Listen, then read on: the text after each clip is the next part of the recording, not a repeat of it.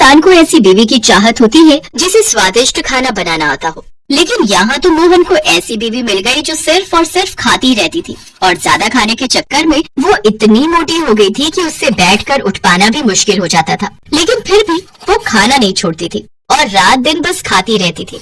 दरअसल शादी के वक्त मोहन को नहीं पता था कि उसकी बीवी इतनी भुक्कड़ है, क्योंकि मोहन की अरेंज मैरिज हुई थी। शादी से पहले मोहन अपनी बीवी शेफाली से एक बार भी नहीं मिला था। अपने एक रिश्तेदार के कहने पर उसने उससे शादी के लिए हाँ कर दी थी। मोहन एक छोटा सा ढाबा चलाता था और वही सुनकर शेफाली मोहन से शादी करने के लिए राजी हुई थी। मोहन को इस बात का एहसास तो सुहाग रात में हुआ और देखा शेफाली सिसक सिसक कर रो रही है। क्या हुआ शेफाली, रो मत। घर की याद आ रही क्या? देखो, हर एक लड़की को एक न एक दिन ससुराल तो आना ही पड़ता है, रो मत। शेफाली ने कहा, मैं उस वजह से नहीं रो रही हूँ। तो फिर क्यों रो रही हो? मुझे भूख लगी है। पूरे 1 घंटे पहले मैंने मिठाई खाई थी, उसके बाद मैंने कुछ नहीं खाया। लेकिन 1 घंटे में तुम्हें भूख कैसे लग गई? मुझे खाने के 5 मिनट बाद भूख लग जाती है। आप 1 घंटे की बात कर रहे हो, मुझे खाना ला कर दो। अब ठीक है, मैं खाना लाता हूँ। शादी का खाना बच गया था। उसमें से मोहन ने शेफाली को बटर नान और छोले ला कर दिया। अरे वाह, ये तो मुझे बहुत पसंद है। शेफाली ने 1 मिनट के अंदर 10 बटर नान खत्म कर दिया और कहा, और नान लाइए। मोहन और 10 नान लेकर आया। शेफाली ने वो भी 1 मिनट के अंदर खत्म कर दिया। और लाइए। अब नान तो खत्म है। तो फिर राइस, बिरयानी और मटन लाइए। मोहन दौड़कर खाना लाने लगा और शेफाली खाती गई। और लाइए। अरे सारा खाना खत्म हो गया शेफाली। मुझे कुछ नहीं पता, मुझे खाना ला कर दीजिए, मुझे मैगी बना कर दीजिए। इतना खाने के बाद भी शेफाली की भूख खत्म नहीं हुई। मोहन ने एक साथ 10 पैकेट मैगी बना कर दिया और मैगी खाने के बाद शेफाली ने कहा, हाँ अब थोड़ा ठीक लग रहा है, चलिए सो जाइए। शेफाली रजाई ओढ़कर सो गई। मोहन भी सो गया और नींद में शेफाली एक के बाद एक जहरीली बदबूदार गैस छोड़ने लगी। अरे ये क्या, ये किससे शादी कर ली मैंने? इससे अच्छा तो मैं पूरी जिंदगी अकेला रहता। लेकिन अब पछताए होत क्या जब चिड़िया चुग गई खेत। ये तो बस शुरुआत थी। अगले दिन सुबह उठकर घर की जितनी भी सब्जियां थी शेफाली वो सब कच्ची खा गई। मोहन ने उठकर देखा तो रसोई में खाने के लिए कुछ भी नहीं था। ये क्या, यहाँ तो कुछ भी नहीं है। मुझे क्या पता, मुझे भूख लगी थी इसलिए मैंने सब कुछ खा लिया। अब मुझे दोपहर को फिर से भूख लगेगी तब मैं क्या खाऊंगी? ठीक है, मैं ढाबे से तुम्हारे लिए खाना भेज दूंगा। मोहन बिना नाश्ता किए ढाबे पर चला गया, लेकिन उससे शेफाली को कोई फर्क नहीं पड़ा। वो बस खाने के बारे में सोचने लगी। दोपहर को ढाबे से मोहन ने 2 प्लेट बिरयानी भेज दिया, लेकिन 2 प्लेट बिरयानी खाकर भी शेफाली का पेट नहीं भरा। शाम को मोहन के लौटने पर शेफाली जोर जोर से रोने लगी। अब क्या हुआ, क्यों रो रही हो? खाना तो भेज दिया था मैंने। 2 प्लेट बिरयानी से मेरा पेट नहीं भरा।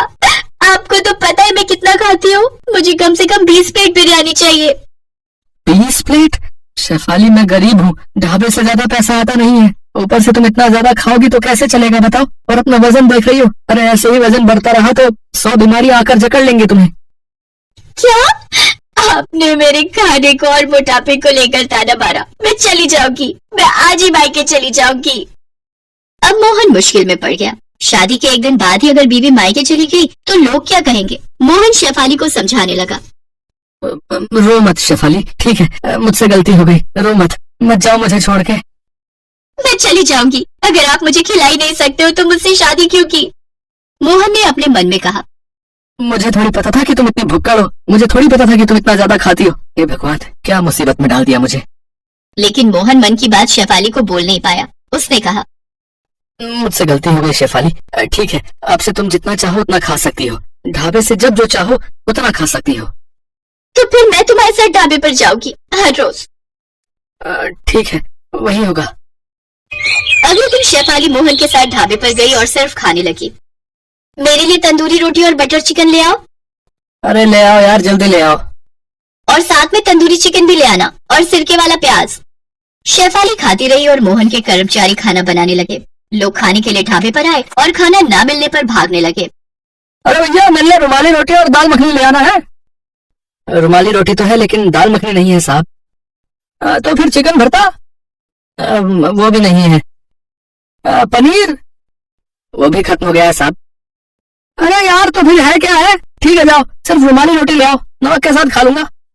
तभी मोहन के कर्मचारी ने चिल्लाकर कहा, रुमाली रोटी भी अभी अभी खत्म हो गई है और रोटी बनाने के लिए मैदा भी नहीं है। अरे यार, मुझे इस ढाबे पर आना ही नहीं चाहिए था और कभी नहीं आऊंगा। कस्टमर भागने लगे और शेफाली खाती रही। मोहन का दिल जोर जोर से धड़कने लगा। हे भगवान, ऐसे ही चलता रहा तो मुझे ढाबे पर ताला लगाना पड़ जाएगा। पता नहीं मैंने शादी की ही क्यों। शाम को सारा खाना खत्म करने के बाद शेफाली सोने के लिए घर चली गई। मोहन मुंह फुलाकर ढाबे पर ही बैठा रहा। उसका कर्मचारी वहां आया। क्या सोच रहा है मालिक? तेरी शादी हो गई है? नहीं मालिक, कभी मत करना, और करेगा भी तो पहले से लड़की के बारे में जांच पड़ताल कर लेना। मेरी तो जिंदगी खराब हो गई है, लेकिन तू अपनी जिंदगी खराब मत करना। हिम्मत रखिए मालिक, मालकिन को एक ना एक दिन समझ में आ जाएगा कि इतना ज्यादा खाना अच्छी बात नहीं है। तब तक मेरे फोटो पर माला चढ़ चुकी होगी। इसके बाद 1 महीने तक शेफाली ढाबे से खाना खत्म करने लगी। मोहन और गरीब होता गया और महीने के अंत में लोगों से उसे उधार भी लेना पड़ा। मोहन जब सब कुछ छोड़ छाड़ कर भागने की सोच ही रहा था, तभी एक रात को अचानक से शेफाली के सीने में दर्द होने लगा। बहुत दर्द हो रहा है। शेफाली सीना पकड़कर बैठ गई। मोहन उसे तुरंत अस्पताल ले गया और डॉक्टर ने कहा, शेफाली जी, छोटा मोटा हार्ट अटैक हुआ है आपको। Heart attack? लेकिन कैसे? क्यों? अभी तो मेरी उम्र इतनी कम है। हार्ट अटैक उम्र देखकर नहीं, लाइफस्टाइल देखकर आता है। आपको ये सब खाना बंद करना होगा। आपके शरीर में कोलेस्ट्रॉल बहुत ज्यादा है। मुझे इतनी जल्दी मरना नहीं है, मैं मरना नहीं चाहती हूँ। आपको काम करना होगा, खाना कम करना होगा, नहीं तो फिर से हार्ट अटैक आ जाएगा। शेफाली डर गई और उसके बाद से वो पूरी तरह बदल गई। उसने खाना बहुत कम कर दिया और मोटापा कम करने के लिए वो ढाबे पर काम करने लगी। उससे ढाबे का भी फायदा होने लगा। धीरे धीरे लोग आने लगे और मोहन को मुनाफा हुआ और ऐसे ही भुक्खड़ बीवी पतली हो गई और मोहन अपनी बीवी के साथ खुशी खुशी रहने लगा।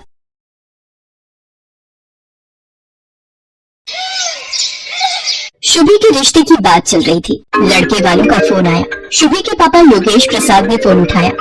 जी नमस्ते भाई साहब। जी 5 बजे रेस्टोरेंट पहुंचने का टाइम है। हम भी टाइम पर पहुंच जाएंगे। क्या हुआ जी? समधी साहब क्या कह रहे थे? यही कि हम टाइम पर पहुंच जाएं। तुम शुभी को कह दो, जल्दी तैयार हो जाएगी। हमें उनके आने से पहले ही रेस्टोरेंट पहुंचना है।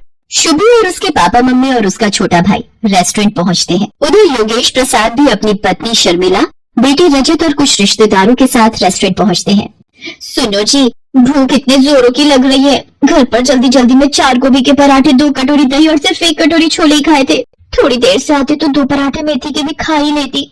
चुप भी करो शर्मिला, है थोड़ा धीरे बोलो। जो मन हो मंगवा लेना। अभी रेस्टोरेंट के अंदर तो चलो। विन्नी अपनी मम्मी के साथ अंदर पहुंचो, मैं राजेश के साथ आ रहा हूँ। शर्मिला का स्वभाव भुक्कड़ था। उसे कहीं भी जाना हो भूख पहले लगाती थी और वो बेहिसाब खाने लगती थी। उसे अपने पेट पर कंट्रोल नहीं था। कहीं शादी ब्याह में जाना हो, किसी फंक्शन में जाना हो, वो सबसे पहले खाना ढूंढती थी और खाने की चीजों को सामने देखकर उसका खुद पर कंट्रोल कर पाना मुश्किल होता था। रेस्टोरेंट के अंदर सब लोग बैठ जाते हैं। साधना शर्मिला से खाने के लिए पूछती है, बहन जी आप सबको क्या क्या पसंद है वो बता देते तो हम ऑर्डर कर देते हैं सबके लिए। जो जो जिसको चाहिए वो पसंद का आ जाएगा। वैसे sambar, dosa, noodles, chilli potato, momos और मंचूरियन, फ्राइड राइस हमने अभी ऑर्डर कर दिए हैं। डिनर से पहले ये स्नैक्स भी ठीक है ना बहन जी? अरे ये तो छोटी मोटी चीजें हैं बच्चों के मतलब की, ये तो मिनटों में हजम हो जाएंगी। आप एक काम कीजिए, 8 प्लेट छोले भटूरे, 6 प्लेट कचौड़ी आलू और 20 समोसे ठीक रहेंगे। ये सब मंगवा लीजिए। सुनो जी, इधर आना जरा। बंदे तो ये सिर्फ थोड़े ही आए हैं। 4 ये खुद घर के लोग हैं और 1 इनके ननद और नंदोई और उनके 2 बच्चे। पर ये इतना सारा खाना ऑर्डर क्यों कर रही हैं? शर्मिला जी, शुभी की होने वाली सास है, कुछ बोल नहीं सकती। मैं ऑर्डर देकर आता हूँ। पंकज बेटा जरा मेरे साथ आओ। और फिर भुक्खड़ शर्मिला ने बिना कोई शर्म किए सब खाना मिनटों में चट कर दिया। फिर वैसे मीठे में अगर रबड़ी जलेबी और मिल जाए तो। जी बहन जी, मैं अभी ऑर्डर कर देता हूँ। पंकज बेटा काउंटर पर बोल दो कि यहाँ के लिए जो गुलाब जामुन ऑर्डर किए हैं उनके साथ रबड़ी जलेबी भी भिजवा दें। वैसे तो मैं इतना खाती नहीं हूँ, पर आज मेरे बेटे की शादी पक्की हो रही है तो इसी खुशी में थोड़ा बहुत मैंने सोचा खा लिया जाए। आप सब जोर दे रहे थे तो मुझे खाना पड़ा। अच्छा योगेश प्रसाद जी, अब हम चलते हैं। और फिर कुछ दिनों बाद धूमधाम से शुभी और राजेश की शादी हो जाती है। शुभी शादी के बाद फेरा डालने जाती है। परिवार के सब लोग शुभी के साथ जाते हैं। शुभी, तेरे सास ससुर को जो भी पसंद है बता दे, मैं वही मंगवा भी लूंगी और काफी कुछ घर पर भी बना लिया है। अरे मम्मी, मेरे ससुराल वाले सब कुछ खा लेते हैं, आप चिंता मत करो। सुनो जी, भूख के मारे आते निकल आई हैं। नाश्ते में सिर्फ गोभी और पनीर के पकौड़े खाए थे ताकि थोड़ा खाली पेट रखो तो यहाँ अच्छे से खा सको। ये चिप्स और ड्राई फ्रूट से भला पेट भरता है? विन्नी सुन, जरा देख कर आ, शुभी को रसोई में गए आधा घंटा हो गया है। मम्मी थोड़ा वेट करो, आ जाएगा कुछ न कुछ खाने के लिए। भूख पर थोड़ा कंट्रोल कर लो। लो आ गई भाभी। आप सबके लिए ये दही भल्ले मम्मी ने भिजवाए हैं। बस दही भल्ले ही बनाए हैं क्या, या कुछ और भी? जी बहन जी, ये आपके लिए मैंने राज कचौड़ी भी बनाई है। शुभी बता रही थी आपको राज कचौड़ी बहुत पसंद है। वो तो मैं वैसे ज्यादा कुछ खाती नहीं हूँ। कभी कभी राजेश ऑफिस से आते हुए बनवा लाता है तो 1-2 चम्मच जबरदस्ती दे देता है तो खा लेती हूँ। वरना मुझे खाने पीने का इतना शौक नहीं है। शर्मिला को इस तरह से कहते हुए देख विन्नी और राजेश उसकी शक्ल देखकर हैरान रह जाते हैं। मम्मी अच्छा झूठ बोल रही हो, सबसे पहले चटकारे लेकर तुम ही खाती हो। शुभी वो जरा हरी चटनी और पकड़ाना, और ये इमली वाली सॉल्ट तो बहुत ही स्वादिष्ट है। जी वो मम्मी घर पर ही बनाती है ये गुड़ और इमली की चटनी। साधना एक काम करो, शर्मिला बहन जी को थोड़ी कचौड़ी और चटनी साथ में बांध कर दे दो। अरे योगेश प्रसाद जी, साथ में क्या करना है, खा तो लिया, इतना कुछ सबने है और अब सबका पेट भी भर चुका है। अब भाई साहब इतने प्यार से बोल रहे हैं तो थोड़ा पैक करवा लेते हैं। साधना बहन जी ने इतने प्यार से बनाया है तो उनका भी तो मान रखना बनता है। शर्मिला के स्वभाव के बारे में सब रिश्तेदार जानते थे, पर कोई भी शर्मिला के मुंह पर कुछ नहीं बोलता था। एक दिन शर्मिला की सहेली पुष्पा की बेटी की शादी थी। मेरी बचपन की सहेली है पुष्पा, आज देखो वक्त कैसे बीत गया, अपनी लड़की की शादी करने जा रही है। हमारे राजेश की शादी में भी वो आई थी तो हमें भी जाना चाहिए। मैं तो कहती हूँ हम पूरे परिवार के साथ शादी में जाते हैं, उसे अच्छा लगेगा। ठीक है शर्मिला, जैसा तुम ठीक समझो। शुभी और राजेश को भी कह दो एक बार साथ चलने को। सब लोग शर्मिला की सहेली पुष्पा की लड़की की शादी में पहुंचते हैं। बधाई हो पुष्पा, बेटी की शादी की बहुत बहुत खुशी हुई। शर्मिला तुम सब परिवार आई हो, मुझे भी बहुत खुशी है। सब लोग डिनर करके जाना, तुम परिवार के साथ एंजॉय करो, तब तक मैं मेहमानों को देख लेती हूँ, ठीक है? विन्नी मुझे तो बहुत तेज भूख लगी है। वो सामने स्नैक्स के स्टॉल है, चल कर कुछ खा लेते हैं। मम्मी मैं अभी नहीं जा रही, अभी तो आई है, एकदम से खाना शुरू कर दे अच्छा नहीं लगता। माँ जी चलिए मैं आपके साथ चलती हूँ। क्या खाएंगे आप? स्टॉल पर भीड़ है, आप यहीं रुको, मैं आपके लिए कुछ लेकर आती हूँ। शुभी शर्मिला के लिए डोसा स्टॉल से डोसा बनवा कर शर्मिला को दे देती है। शर्मिला शुभी से कहती है, शुभी वो सामने वाले स्टॉल से आलू चाट भी ले लेते हैं। माँ जी आप ये प्लेट पकड़िए, मैं लेकर आती हूँ। सरला मैंने भी पता नहीं कैसी भुक्कड़ को शादी में बुला लिया। ये शर्मिला तो शुरू से ही भुक्कड़ है, जितने का शगुन का लिफाफा नहीं देगी उससे ज्यादा का तो ये अकेले ही खा लेगी। तुझे तो पता था कि ये शर्मिला अपनी भुक्कड़ आदत की वजह से जानी जाती है, फिर तूने क्यों बुलाया इसे शादी में? छी छी, ये पुष्पा आंटी माँ जी के लिए कितना गलत बोल रही है, और ये माँ जी के पास जाकर क्या बोल रही है? अरे पुष्पा आओ ना, एक ने वाला डोसे का तू भी खा ले, शादी की भागदौड़ में तूने कुछ खाया नहीं होगा। शर्मिला नहीं, अभी मुझे बहुत काम है। वैसे थोड़ा कंट्रोल करके खाना, ये तुम्हारा घर नहीं है, ये 5 स्टार होटल है। यहाँ पर हर प्लेट की गिनती होती है, 1600 रुपए की एक प्लेट है, ये तुम्हारी चौथी प्लेट है। तुम थोड़ा तो सोचा करो, किसी की यहाँ शादी में आकर इस तरह से व्यवहार करते हैं। इतने का भी तुमने मुझे शगुन नहीं डाला जितना तुम खा चुके हो अब तक। मेरी बात का बुरा मत मानना, तो मेरी बचपन की दोस्त हो इसीलिए हक से कह रही हूँ। अब थोड़ा ध्यान से खाना, इसीलिए एक प्लेट में ले लेना जो लेना है, बार बार प्लेटें झूठी मत करना, पता चले अब प्लेटें कम पड़ जाए और लड़के वालों को तुम्हारी वजह से भूखा जाना पड़े। चलो तुम खा लो, मैं चलती हूँ, और भी मेहमान आ रहे हैं। शर्मिला की आंखों में पहली बार आंसू छलक आए थे। उसे किसी ने मानो दिल पर चोट दे मारी हो। जो शर्मिला खाने को देखकर टूट पड़ती थी, आज उसके हलक से निवाला नहीं निकला जा रहा था। ये देखकर शुभी का मन खराब हो जाता है और वो गुस्से में आ जाती है और पुष्पा के पास जाती है। आंटी जी एक सेकंड, क्या आप मेरे साथ थोड़ा साइड में चलेंगे? मुझे कुछ बहुत जरूरी काम है।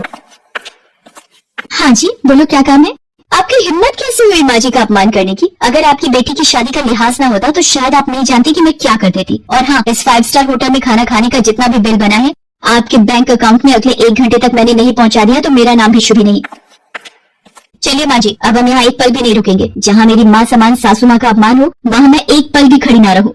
सब लोग घर आ जाते हैं और घर आकर शादी से जल्दी लौटने की वजह जब सबको पता चलती है तो सब शुभी पर बहुत गर्व करते हैं। शुभी शर्मिला के गले लग जाती है। तभी शर्मिला कहती है, कोई सुनेगा, मुझे बहुत तेज भूख लगी है। शुभी जरा अपनी मम्मी को फोन लगाकर बोल हम कल खाने पर आ रहे हैं, वही राज कचौड़ी और गुड़ इमली की चटनी का स्वाद चखने। और शर्मिला की ये बात सुनकर सब खुशी से हंस देते हैं।